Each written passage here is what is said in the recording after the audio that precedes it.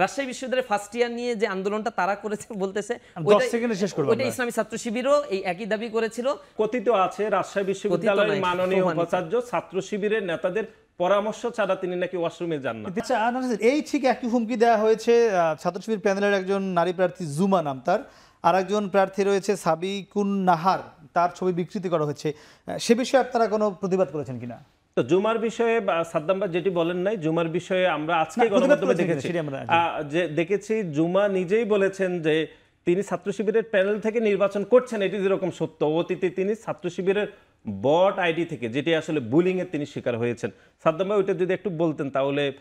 ছাত্র শিবিরের প্যানেল থেকে নির্বাচন করছেন থেকে, কিন্তু অতীতে তিনি ছাত্র শিবিরের বট আইডি আমি তো জানতে আপনারা প্রতিবাদ করেছেন কিনা এই যে তাদের বুলিং করা হচ্ছে, তাদের ছবি বিকৃতি করা হলো।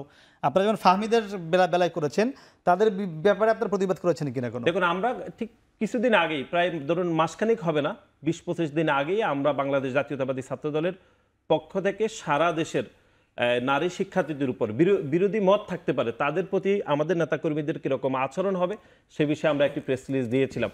এখন ধরেন বাংলাদেশে তো অনেক ঘটনা ঘটে, সব ঘটনায় তো আর কর্মসূচি নেওয়া সম্ভব হবে না। তবে আমরা মনে করি যদি সুনির্দিষ্টভাবে এটি আমাদের চোখে পড়ে, আমরা নিশ্চয়ই কর্মসূচি গ্রহণ করব।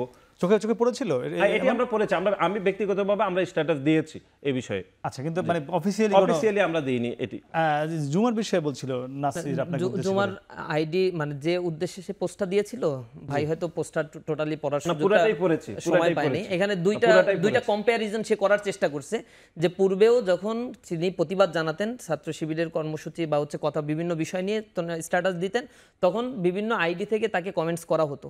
তো যখন কমেন্টস করা হয়েছে, সে আমাদের বর্তমান দপ্তর সম্পাদক সিবগাতুল্লাহর কাছে এই বিষয়টা বলছে যে এরকম কথাবার্তা বলা হচ্ছে, এই বিষয়ে আপনারা ব্যবস্থা নেন। তখন আমাদের পক্ষ থেকে রেসপন্স করা হয়েছে এবং তাৎক্ষণিক ওই মানে কোন আইডি থেকে বলা হয়েছে, কোথা থেকে বলা হয়েছে, এই বিষয়গুলো আইডেন্টিফাই করার চেষ্টা করা হয়েছে এবং তাকে আশ্বস্ত করা হয়েছে।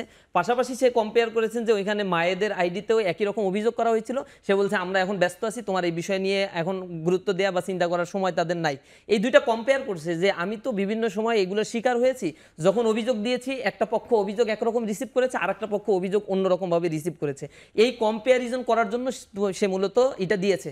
যখনই এই জাতীয় কোনো আইডি থেকে কোনো ধরনের ট্যাগিং বুলিং করা হচ্ছে, এখানে আমি সচেতনভাবে বলছি, এখানে কিছু আইডি আছে, ছাত্রলীগ বসে নাই, নিষিদ্ধ ছাত্রলীগ, আওয়ামী লীগের ইনভেস্টমেন্ট কোনোটাই বসে নাই। সে বিভিন্নভাবে বিভিন্ন আইডি খুলে কখনো ছাত্রদলের বিভিন্ন নামে পেজগুলো খুলছে, কখনো শিবিরের নামে পেজগুলো খুলছে এবং পরস্পরের মধ্যে ক্লাস তৈরি করে দেওয়ার জন্য নানা ধরনের পোস্ট করছে। এরকম অসংখ্য আইডি আমরা আইডেন্টিফাই করেছি এবং সেটা মেটার কাছে বা ফেসবুকের কাছে আমরা অভিযোগপত্র দায়ের করার জন্য বারংবার চেষ্টা করছি। এটা হচ্ছে ক্লাস তৈরি করার জন্য এবং অনলাইনে মব ক্রিয়েট করার জন্য, উত্তপ্ত পরিবেশ সৃষ্টির জন্য তৃতীয় পক্ষ হয়ে এরা এই কার্যক্রমগুলো পরিচালনা করে যাচ্ছে। জি না স্যার, একটু জানতে চাই, আমরা শেষের দিকে এসেছি, আমরা যদি একটু কনক্লুসিভ আলোচনায় যেতে চাই। এই যে আপনাদের প্রতি অভিযোগ, যেমন শিবিরের প্রতি অভিযোগ আছে গুপ্ত রাজনীতি, আপনাদের প্রতি অভিযোগ আছে দায় চাপানোর রাজনীতি, যেটি বিভিন্ন সময় এসেছে গণমাধ্যম, সামাজিক যোগাযোগ মাধ্যম, মানে এখান থেকে বের হয়ে ছাত্রদের জন্য, ছাত্রদল তো কাজ করবে ছাত্রদের জন্য, সেখানে আসলে কবে দেখতে পাবে এই 24 পরবর্তী বাংলাদেশের শিক্ষার্থীরা? দেখুন, আমরা সবসময় বিশ্বাস করি যে বাংলাদেশ জাতীয়তাবাদী ছাত্রদল দীর্ঘ 5 দশকেরও বেশি সময় ধরে সাধারণ শিক্ষার্থীদের স্বার্থকে প্রাধান্য রেখে আমরা কাজ করছি। কিন্তু গত এক বছরে 3-4টা উদাহরণ দেন তো, যেহেতু এখন খুব ভালো সময় আপনাদের ছিল। গত এক বছর কি করেছে ছাত্রদল? গত এক বছর ছাত্রদের জন্য ছাত্রদল কি প্রোগ্রাম করেছে? আপনি বলেন কোন বিশ্ববিদ্যালয় ধরে বলবো? না, আপনি আপনার কেন্দ্রীয়ভাবেই বলেন। আপনি হ্যাঁ, এই যে ধরেন রাজশাহী বিশ্ববিদ্যালয় ঘটনা বলি, যেটি আপনি উল্লেখ করেছেন 2 দিন আগে, বাংলাদেশের সকল বিশ্ববিদ্যালয়, ধরেন ঢাকা বিশ্ববিদ্যালয় নির্বাচন হচ্ছে, জাহাঙ্গীরনগর বিশ্ববিদ্যালয় নির্বাচন হচ্ছে, সেখানে 24-25 সেশনের শিক্ষার্থীরা তারা ভোট দিতে পারছে, প্রার্থী হতে পারছে। কিন্তু রাজশাহী বিশ্ববিদ্যালয়ের বেলায় আলাদা। রাজশাহী বিশ্ববিদ্যালয়ের মাননীয় উপাচার্য, যেটা আমি আসলে বলার চেষ্টা করছিলাম, তিনি ছাত্র শিবিরের নেতাদের পরামর্শ শুনে তিনি 24-25 সেশনের শিক্ষার্থীদেরকে ভোটদান থেকে বিরত রেখেছেন, প্রার্থী হতে থেকে।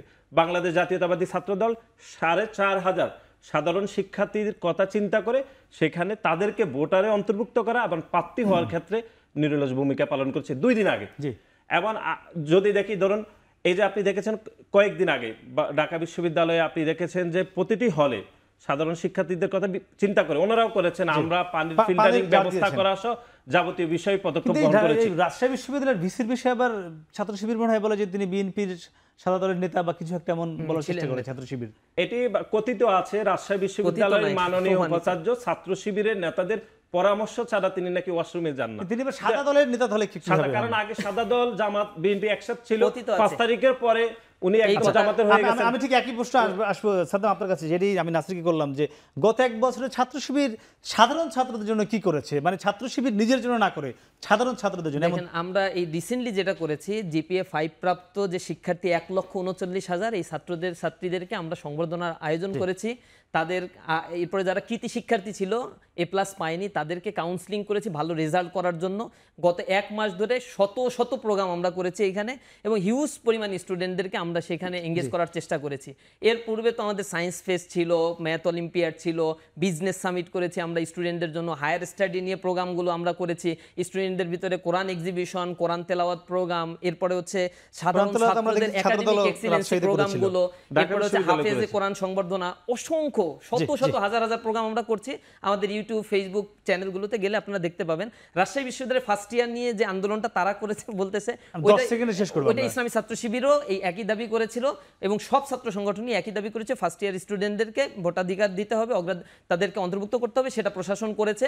আর বিসির ব্যাপারে যে এলিগেশনগুলো দেওয়া হয়, ওই যে কথিত বললো, কথিত আছে, ওই কথিত কথাটা হচ্ছে জি, তারা জি। বলে, কারণ বিসি যখন বিটুইন দ্য লাইনে চলে, কারো কথা শুনে না, তখন ছাত্র tagging সংসদ দিয়ে- নির্বাচন নিয়ে আমরা কোনো tagging খারাপ দিয়ে। দিকে যাচ্ছি না, আমরা না, দেখতে পাবো যে সব আমরা আশা করি যদি খারাপ কেউ পরিস্থিতি তৈরি হবে কিনা, কি মনে হয়? খারাপ সিচুয়েশন তৈরি করতে চায়, সে এর জন্য প্রচন্ড পরিমাণে এর ব্যাপারে দায়যুক্ত হবে। নাসির, আমরা আপনার মনে কাছে কি করছি মনে হয় পরিস্থিতি কি নির্বাচন থাকবে 9 না? তারিখে আপনাদের হবে, এবং কন্ট্রোলে না যথাসময়ে খারাপের দিকে যেতে উৎসবের পারে? ছাত্র আমেজের সংসদ সাথে নির্বাচন কোনো নিয়ে সমস্যা নেই। 5 সেকেন্ড সময় আমি একদম। মনে করছি না ছাত্র সংসদ নির্বাচনের মাধ্যমে সাধারণ শিক্ষার্থীদের যে আশা আকাঙ্ক্ষার প্রতিফলন, বিশেষ করে 24-এর গণ অভ্যুত্থান, সেটির প্রতিফলন হবে বলে আমি বিশ্বাস করি। এবং একদম, একদম। বাংলাদেশের আমরাও গুপ্ত সেই রাজনীতি প্রত্যাশা বন্ধ করি। হবে অন্তত আমরা এই সেই ডাকসু প্রত্যাশা করি নির্বাচন, ছাত্র ডাকসু সংসদ নির্বাচন নির্বাচনের নিয়ে মাধ্যমে। 24-এর যে আশা আকাঙ্ক্ষা ছাত্র জনতার,